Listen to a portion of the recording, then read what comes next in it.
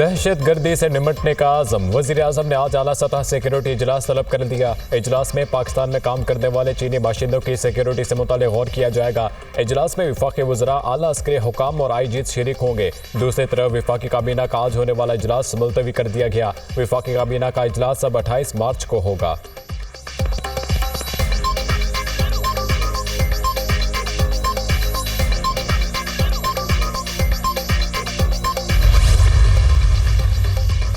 America की पाकिस्तान में चीनी शहरियों पर हमले की मज़म्मत। मुतासरीन से ताज़ियत का इजहार करते हैं। दहशत गर्दी से पाकिस्तानी शहरी भी मुतासर हुए। हम ईरान के साथ गैस पाइपलाइन मंसूबे को आगे बढ़ाने के हक में नहीं। सबको मशवरा है ईरान के साथ कारोबार बढ़ाने से पहले सोचें। ईरान के साथ कारोबार से अमरीकी पाबंदियों का खतरा हो सकता है। तर्जुमान अमरीकी महकमा खारजा मैथ्यू मिलर की प्रेस ब्रीफिंग।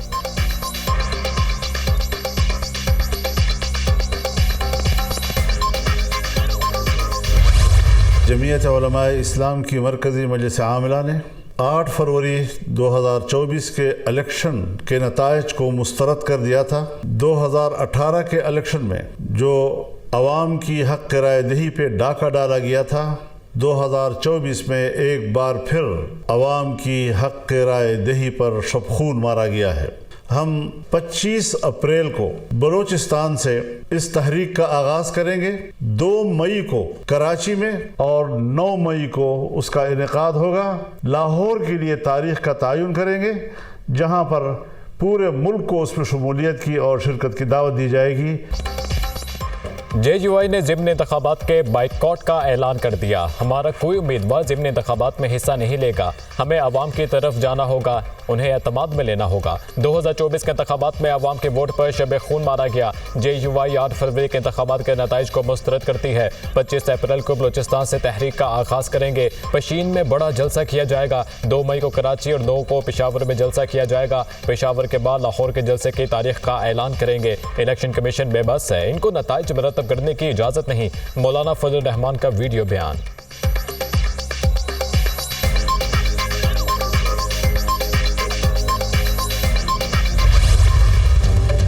अमन दुश्मनों का एक और वार। शांगला बशाम में बस पर खुदकुश हमला, 5 चीनी बाशिंदों समेत 6 अफराद हलाक। खुदकुश हमलावर ने बारूद से भरी गाड़ी चीनी इंजीनियर्स की बस से टकरा दी। मरने वालों में गाड़ी का ड्राइवर और एक खातून भी शामिल। चीनी इंजीनियर्स इस्लामाबाद से दासू कैंप जा रहे थे। DIG मालाकन की गुफ्तगू। वाक़े के बाद सिक्योरिटी फोर्सेज ने इलाके को घेरे में ले लिया। सिक्योरिटी फोर्सेज का बशाम में सर्च ऑपरेशन। शाहराह काराक्रम बशाम और कोहिस्तान के दरमियान आमदोरफ्त के लिए बहाल।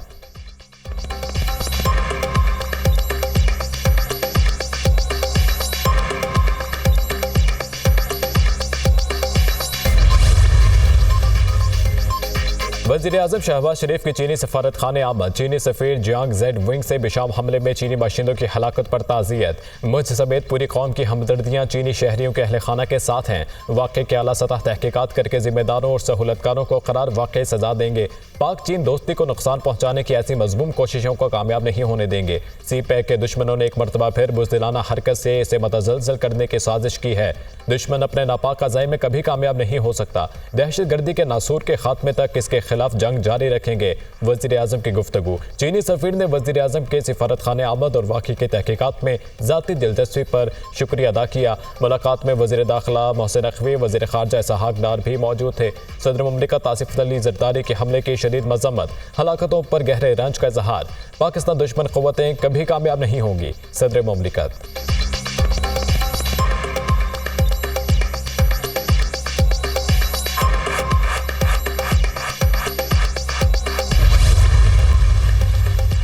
अफवाज पाकिस्तान की गवादर, तुर्बत और बशाम में दहशत गर्दी के हालिया वाक़यात की शदीद अल्फाज में मज़म्मत। पूरी कौम अपने चीनी भाइयों के साथ यकजहती के साथ खड़ी है। पाकिस्तान में हालिया दहशत गर्दी के वाक़यात बुज़दिलाना कार्रवाइयाँ हैं। कार्रवाइयों का मकसद मुल्क की दाखिली सलामती सूरत हाल को गैर मुस्तहकम करना है। मुसल्लह अफवाज ने तुर्बत और गवादर में दहशत गर्दी की कोशिशों को नाकाम बनाया। बरादर मुल्क चीन की मदद से दहशत गर्दाना कार्रवाइयों में मुलविस अफराद से सख्ती से निपटा जाएगा।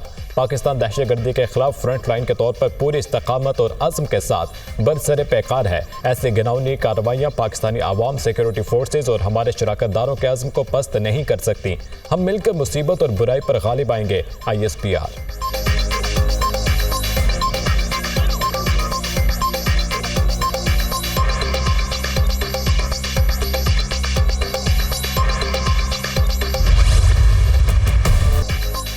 तुर्बत में नेवल एयरबेस पर दहशतगर्दों का हमला नाकाम, फौजी जवानों ने हमले का मौसर जवाब दिया। क्लियरेंस ऑपरेशन के दौरान 4 दहशतगर्द जहन्नम वासिल। फायरिंग के तबादले में सिपाही नौमान फरीद शहीद हो गए। सदर और वजीर आजम का तुर्बत नेवल एयरबेस पर दहशतगर्दाना हमला नाकाम बनाने पर सिक्योरिटी फोर्सेज को खराज तहसीन। सिक्योरिटी फोर्सेज की बरवक्त और मौसर कार्रवाई से दहशतगर्द जहन्नम वासिल हुए। हम एक बड़े नुकसान से बच गए। दहशतगर्दी की अफरियत को कुचलने के लिए पुराज़म है। वज़ीर आज़म की गुफ्तगू।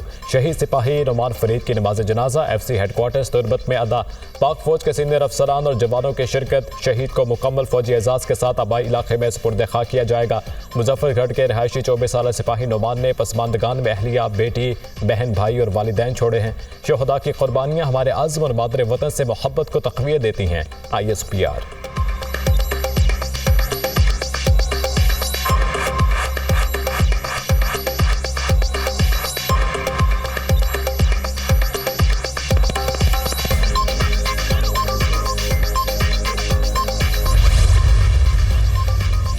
अदालती उमूर में मुदाखलत। इस्लामाबाद हाईकोर्ट के 6 जजेस ने सुप्रीम जुडिशल काउंसिल को खत लिख दिया। खत में अदालती उमूर में एग्जीक्यूटिव और एजेंसियों की मुदाखलत का जिक्र। अदालती उमूर में मुदाखलत पर जुडिशल कन्वेंशन तालब करने का मुतालबा। कन्वेंशन से अदलिया की आज़ादी बारे मजीद मावनत मिलेगी। खत में मौक़िफ़। मई 2023 में हाईकोर्ट के एक जज के बरादरान का लॉक को अगवा किया गया।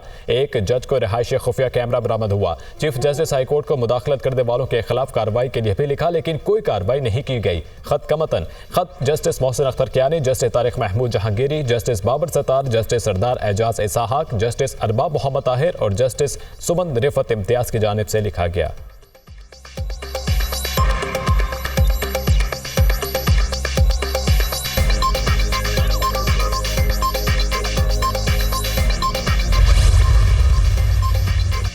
शहर कायद पर बदअमनी के साए। कराची बल्दिया में दस्ती बम हमला। 2 अफराद जख्मी, अस्पताल मुंतकिल कर दिया गया। शहरी घर के बाहर मौजूद थे। 2 मोटरसाइकिलों पर सवार 4 मुलजिमान आए और शहरियों पर दस्ती बम फेंक दिया। मुलजिम फायरिंग करते हुए मौके से फरार हो गए। जिस शख्स के मकान पर दस्ती बम फेंका गया उसे कोई थ्रेट्स नहीं थी। वाकया भत्ते का भी नहीं है। हर पहलू से तहकीकात कर रहे हैं। SSP के माड़ी। दस्ती बम हमले की CCTV फुटेज सामने आ गई।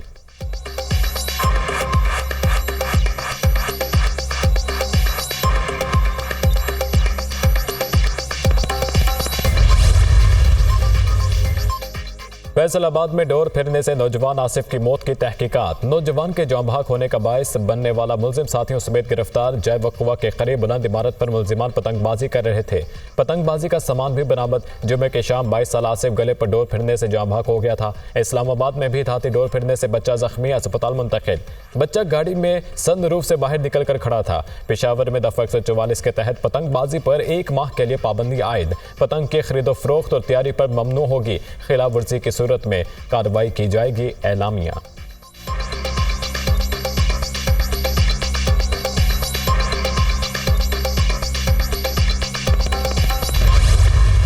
We want a larger and longer program. लेकिन इसके जो खदोखाल हैं, जो कॉन्टूर्स हैं, जो पैरामीटर्स हैं, वो इंशाल्लाह हमारी डिस्कशन अब डिटेल में शुरू होगी। हम जून के आखिर तक जुलाई के अवाइल में कम से कम हम स्टाफ लेवल एग्रीमेंट पे इंशाल्लाह पहुंच जाए। सर्कुलर डेट को उसका जो स्टॉक से पहले उसका फ़्लो ख़त्म करना चाहिए। स्टेट ऑन एंटरप्राइजेज़ की रिफॉर्म करनी चाहिए। प्राइवेटाइजेशन का एजेंडा एक्सेलरेट करना चाहिए। अब मुझे ये बताइए ना कि इसमें से कौन सी ऐसी चीज़ है जो पाकिस्तान के लिए बेहतर नहीं है। जून के आखिर तक स्टाफ लेवल मुआहदे तक पहुंच जाएंगे। IMF से हमें बड़ा और तवील प्रोग्राम चाहिए। स्ट्रक्चरल रिफॉर्म से पाकिस्तान की बेहतरी होगी। रेवेन्यू को बढ़ाना और खराजात को कम करना होगा। हमें बड़े मुश्किल फैसले लेना पड़ेंगे। सिंध हुकूमत की तरह पब्लिक प्राइवेट सेक्टर की तरफ जाना होगा। FBR की इस्लाहात और टैक्स चोरी पर काबू पाना है। सालाना 3000 अरब रुपए की टैक्स चोरी हो रही है। 1700 अरब के महसूलात के केस टैक्स ट्रिब्यूनल में पड़े हैं। जो लोग टैक्स नहीं देते उन्हें टैक्स नेट में लाएंगे। हर काम गिरवी रखकर नहीं कर सकते। बैंकों को बिला जमानती कर्जों की तरफ जाना पड़ेगा। वज़ीर खजाना मोहम्मद औरंगजेब की दुनिया न्यूज़ के प्रोग्राम दुनिया का अमनार खान के साथ में गुफ्तगू।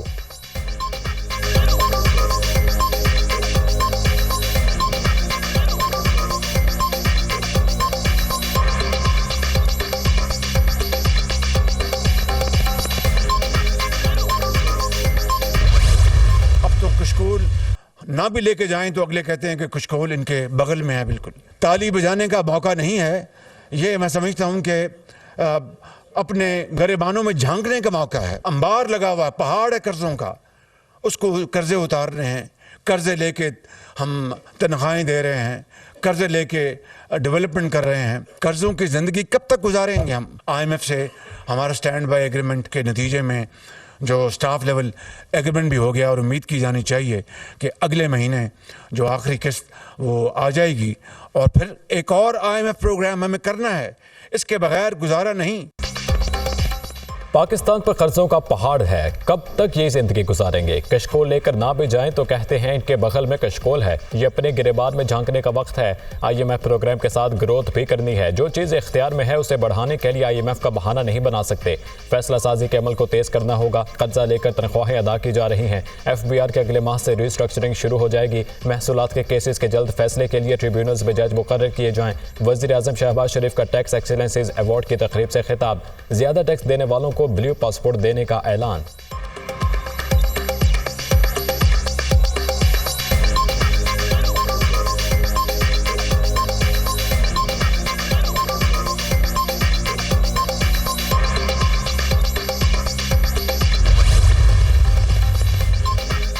नए IMF प्रोग्राम से कबल PIA की निजकारी होगी। PIA बोर्ड की कौमी एयरलाइन की निजकारी की मंजूरी। पाकिस्तान स्टॉक एक्सचेंज को खत के जरिए फैसले से आगाह कर दिया। निजकारी IMF की शराइत के मुताबिक होगी। जून तक PIA की निजकारी के लिए LOI जारी किया जा सकता है। जून या जुलाई के दौरान निजकारी का अमल मुकम्मल कर लिया जाएगा। PIA के नुकसानात और कर्ज 700 अरब रुपए तक पहुंच चुके। कौमी एयरलाइन के ज़िम्मे कमर्शियल बैंकों का 270 अरब रुपए तक कर्ज वाजिबुल अदा। PIA हुकूमत के 350 FBR और PSO की भी नादहिंदा।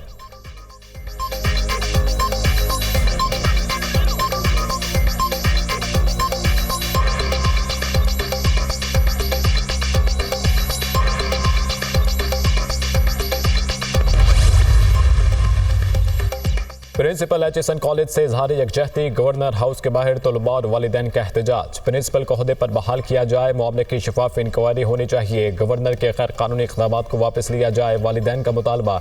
HSN college old boys association ने प्रिंसिपल माइकल ए थॉम्सन की हिमायत का ऐलान कर दिया। पॉलिसी में तब्दीली वापस लेने का भी मुतालबा।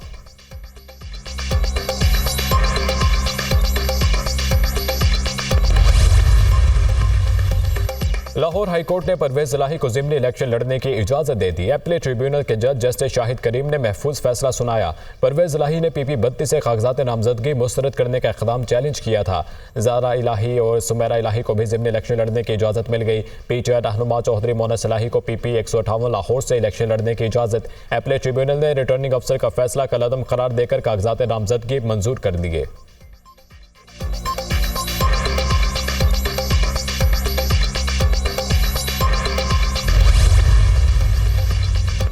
बनीगाला में मेरे शहद में कुछ मिलाया गया। अडियाला जेल में पेशी के बाद वापस जाकर शहद खाया तो तबीयत बिगड़ गई। बुशरा बीबी का इल्ज़ाम। राना सनाउल्लाह की जानिब से बानी PTI के सेहत से मुतालिक बयान दिया गया। बानी PTI जहनी और जिस्मानी तौर पर मुकम्मल फिट हैं। बानी PTI को कुछ हुआ तो इसकी जिम्मेदारी इस्टेब्लिशमेंट पर आयद होगी। हालात बेहतरी की जानिब नहीं जा रहे। अगर हालात ठीक होते तो राना सनाउल्लाह की जानिब से ऐसा बयान ना दिया जाता। चीज़ों को बेहतरी की तरफ जाना चाहिए था मगर जा नहीं रही। बुशरा बीबी की अडियाला जेल में मीडिया से गुफ्तगू।